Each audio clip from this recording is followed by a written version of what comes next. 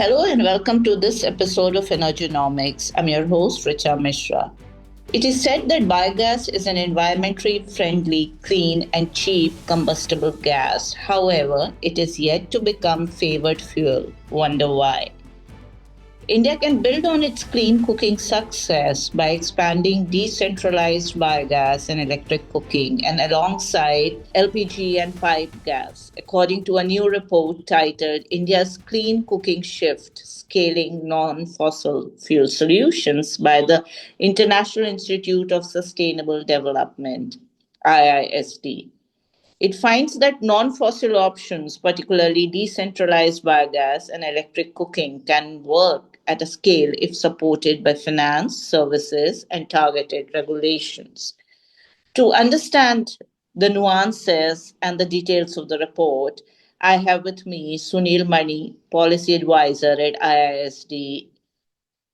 Welcome, Sunil, to this episode of Energonomics. Thanks, Richa. Good morning. Happy to be here. Thank you for inviting me.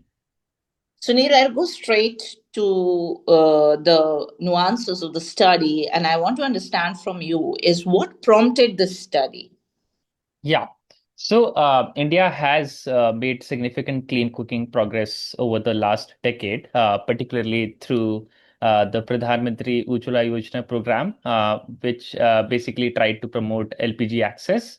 And in many cities, the government of India also tried promoting clean cooking through PNG access, which is the piped natural gas. Those gains are real and also worth protecting. At the same time, three issues continue to show up in evidence and on the ground, which is why we carried out this study. The first is the affordability constraint, which exists with both LPG as well as PNG. Um, because LPG right now the market price at which LPG is being sold, many of the households feel that it is actually not affordable for them, particularly in rural India and the low income households.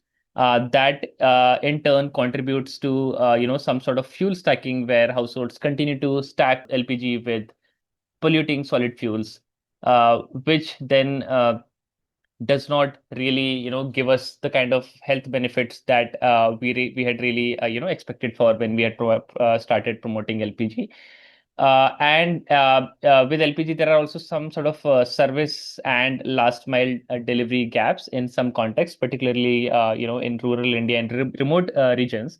And there was a study by CW in 2020, which actually says that around half of the rural Indian households with LPG access do not actually receive LPG home delivery in their premises, which is again like a major problem that we do see with LPG. And we also see growing exposure to imported fuel volatility, which then leads to various types of energy security issues. Like for instance, India's LPG consumption increased from around 15 million metric tons in 2011-12 to about 31 million metric tons. So it has more than doubled in 2024-2025. But over 93% of this increase has been met through imports. We also find the consumption has not increased, as much as the increase in connections, both for PNG as well as LPG. The consumption has always lagged behind for both of these fuels, which suggests that connections, just providing connections alone, do not guarantee regular use because monthly bills or the recurring cost of these fuels remain a binding factor. So the study was basically prompted by a practical question.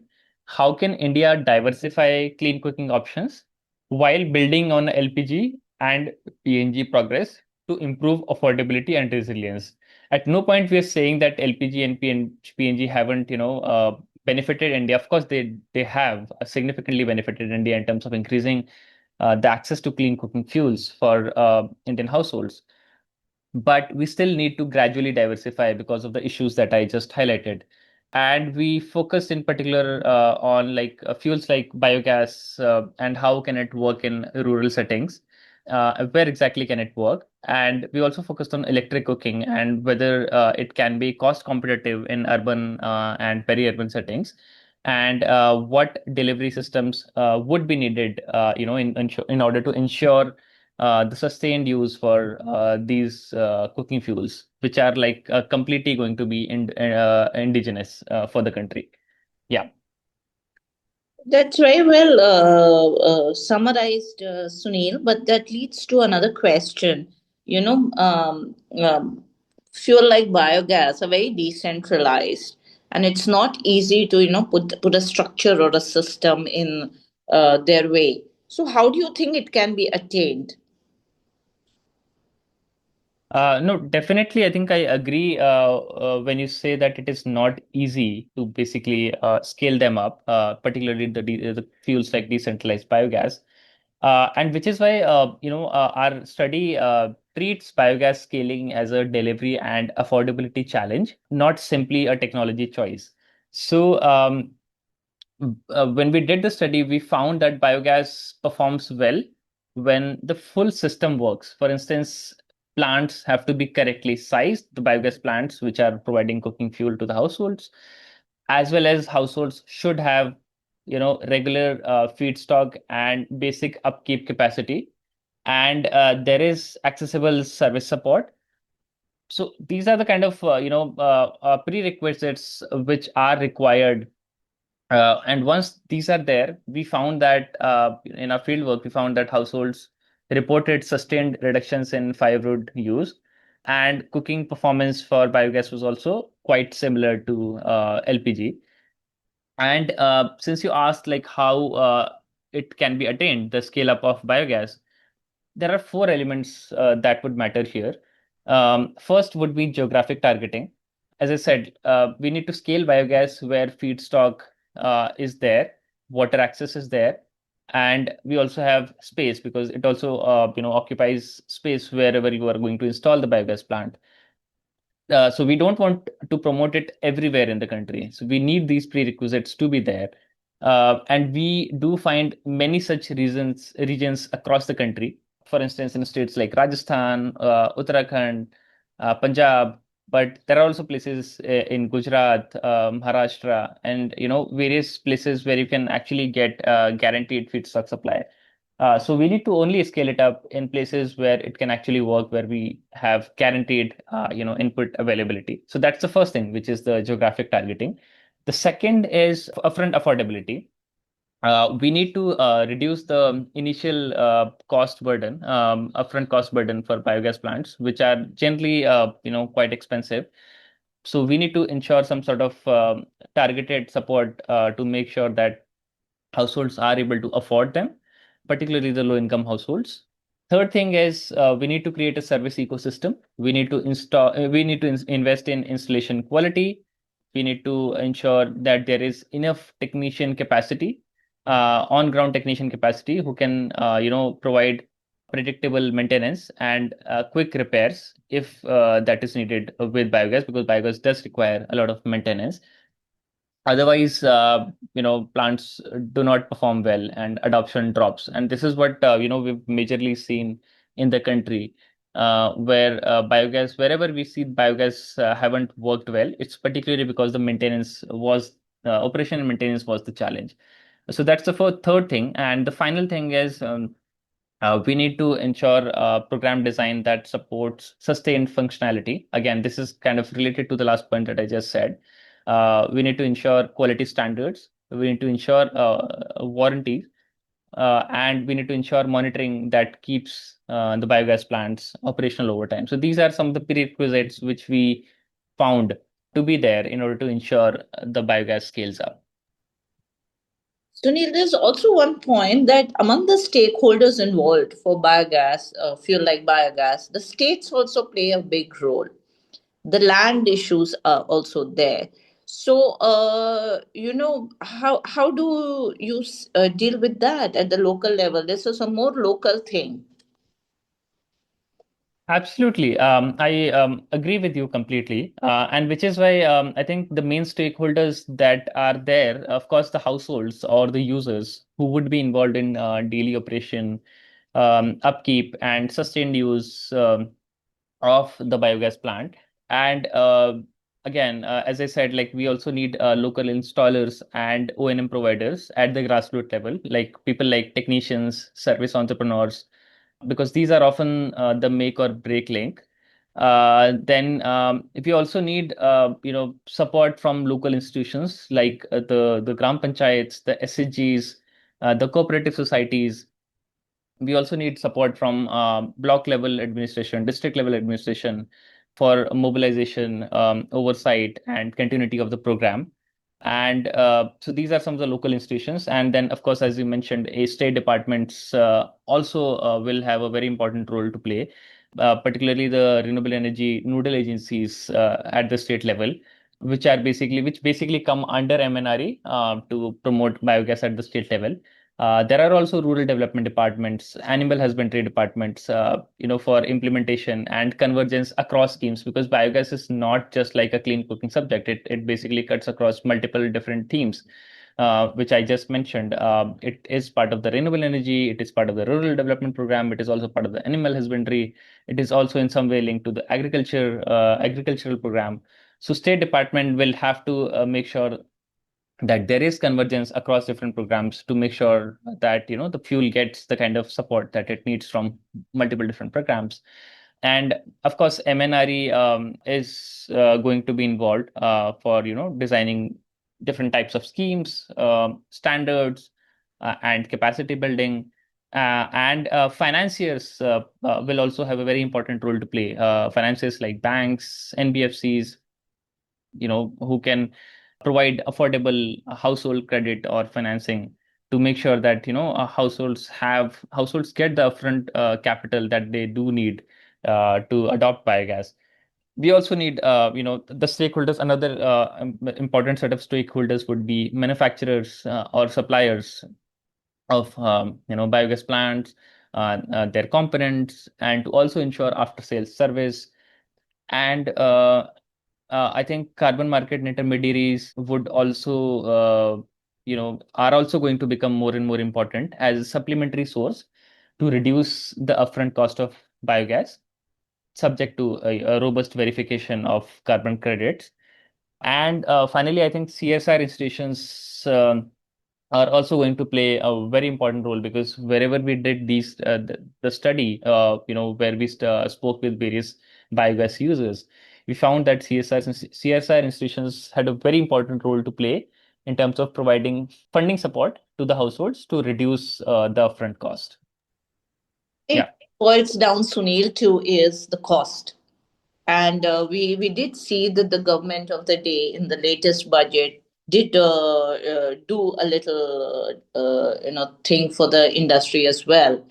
There was some tweak and something which was expected from them, but affordability challenges still remain. I mean, it is not sensitization of the banks for lending also is required.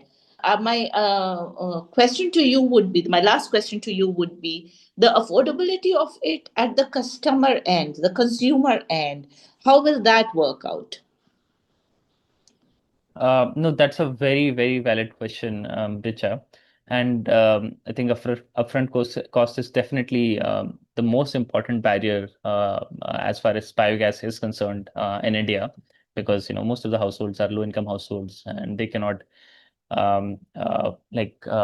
fetch. They cannot have 40 to 50,000 rupees, which is actually needed even after subsidy. That's the cost of typically a particular biogas plant.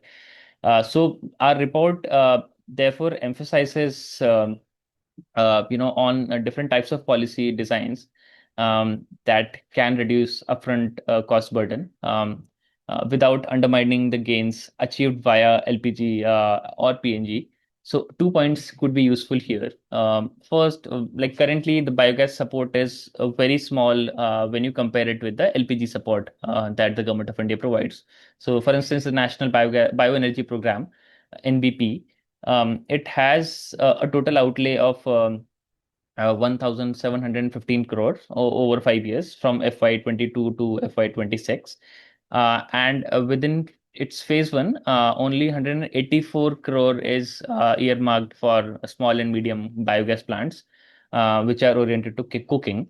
And when you compare it with LPG, India's LPG subsidies, they have always ranged around 30,000 crores every year.